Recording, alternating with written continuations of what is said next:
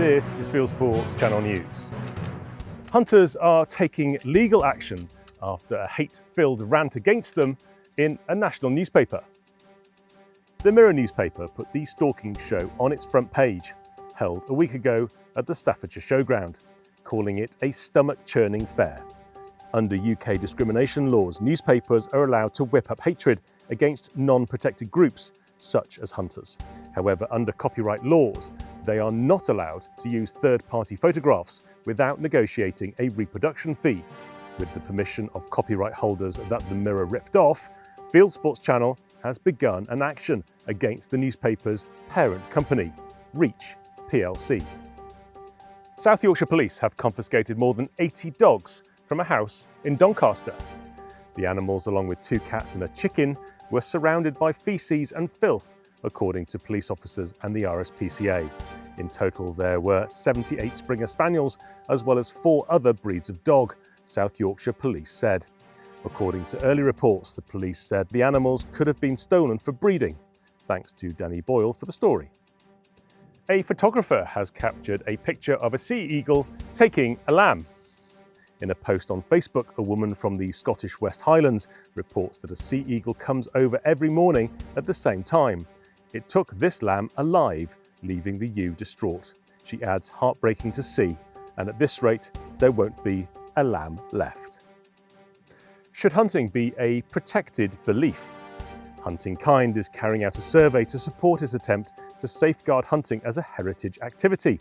The organisation is collecting statements of philosophical belief that hunting can be a protected characteristic under the 2010 Equality Act. Link to the survey below. UK national parks have joined in with warnings of a catastrophic risk of wildfire.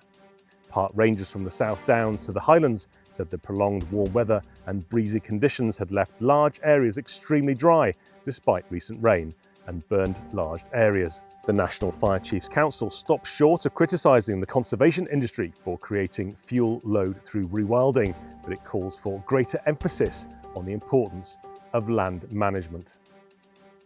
What happens when you ban hunting? In a new documentary, US YouTube channel Blood Origins traces the history of Botswana's 2014 hunting ban, its dire effect on wildlife, and the later repeal of that ban. Blood Origins premiered its 40-minute film at a screening in Botswana and is now available to view on YouTube, linked below. And we gave a premiere to Botswana journalists and Botswana members of parliament last Tuesday. And one of the ladies that was there, a journalist, after the documentary, she was in tears. And one of our colleagues went up to her and said, you know, what's going on? She was like, man, I had no idea. And then she said, consider me one of the converted. Colorado is to ban ammunition vending machines. A law signed by the Democrat Governor Jared Polis requires ammo to be accessible to customers only with the help of a store employee, starting in July 2026. It must be kept behind counters or in locked shelves. And finally, police in the USA have had to deal with a turkey terrorizing a chemist shop. Police responded to a 911 call about a turkey terrorizing customers at a pharmacy in Indiana.